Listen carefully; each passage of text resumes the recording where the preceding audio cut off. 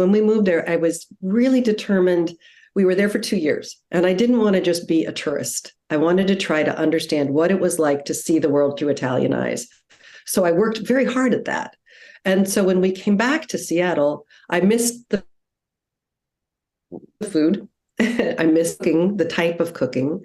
But I also missed that, I didn't realize it, but I missed that exercise of being in another culture or person's mind. And that's what fiction is. And up to that point, I had never read fiction. So the whole thing comes together when I take a cooking class. It's a one-off cooking class. We're going to cook crabs. It's a local delicacy. It sounded like a good idea. I walk in there and they are scurrying around in the styrofoam container. And it turns out we're going to kill them with our bare hands, which I did not anticipate. I have never done. I don't kill spiders. So it was this weird, visceral, intimate activity that I did with strangers, right? Because you take cooking classes with strangers generally. And this idea just fell in my head. Cooking school, 8 students, their teacher, what would happen if you kept them together over a period of time? And also, what would be the food that would take each one to the next place in their life that they needed to go? Much like killing the crabs kind of vaulted me into fiction, what would be the effect of food on these 8 disparate students? So that's how it all came together. And it is kind of funny how all the bits, I had worked in restaurants, all of these pieces kind of come together and form a novel that I never anticipated writing. Everybody always asks if my characters are based on people I know, and they're not. They absolutely are not. It's why I didn't write fiction for a long time, because I felt like all the characters I was writing were these sort of thinly veiled, somewhat negative portrayals of my sisters, and I just thought, I'm not doing that. That's not, other people do it really well. I did not want to do that. And so I always figured I wouldn't write fiction. And then when I got the idea for School of Essential Ingredients, I like to say it was like building a house, and I had 9 empty rooms in it. And I just believed they would show up. And they did. Carl was the first one. He's an older man who finds out that his wife has had an affair. And it rocks his world.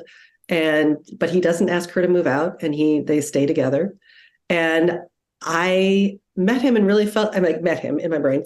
And I felt as if I really needed to get his story across. I wanted people to understand that his decision was complicated and not weak, and compassionate in many ways. And then like 6 months later, his wife shows up in my head.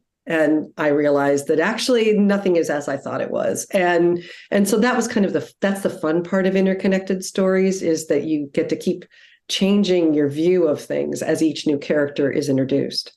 But they just would show up. I'd be on a walk, I'd be sleeping. They just came out of nowhere.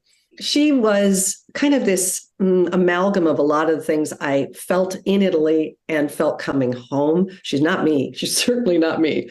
But I think there is a moment where she's drinking half and half or cream. I can't remember, because she doesn't know the difference. That actually did happen to an Italian friend of mine, but it's bits. It's not the whole person. And I also thought it was really interesting. I knew I wanted to use the crabs because it's just such a weird thing.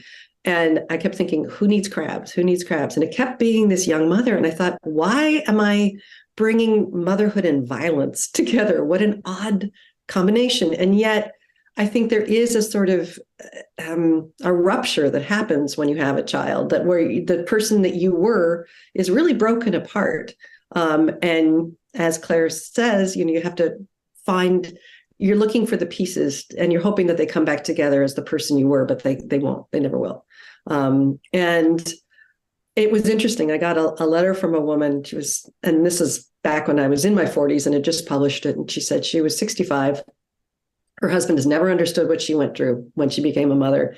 And she said, I just read it to him and he gets it now. And I thought, I don't need to write anything else ever. That's, I've done my job. The first 2 reader guides that we talked about were published in 94 and 97. And, School of Essential Ingredients was published in 2009. You'll notice there's a significant gap in there.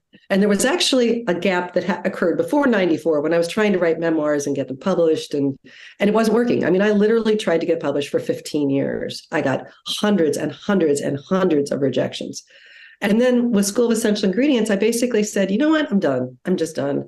I'm going to do real estate. I sold real estate and just wrote on the side, wrote what I wanted. I figured me and my mother maybe would read it. That would be it. But I got an opportunity to pitch it to an agent. And she took it. And she sent it out with absolutely no editing. We had a response within 12 hours. We had an auction going, and it went like that. And it was really, American Idol was a big thing at the time. And I thought, that's what that feels like, to suddenly out of nowhere, this thing you've worked at for 20 years, somebody says, yep, we're just going to take you to the top there, honey, and it was extraordinary. She uses the book for something else, which I won't tell you, but she never reads any more of it. And so I wanted it to be that all the different ways that we read books, all the different ways we find them.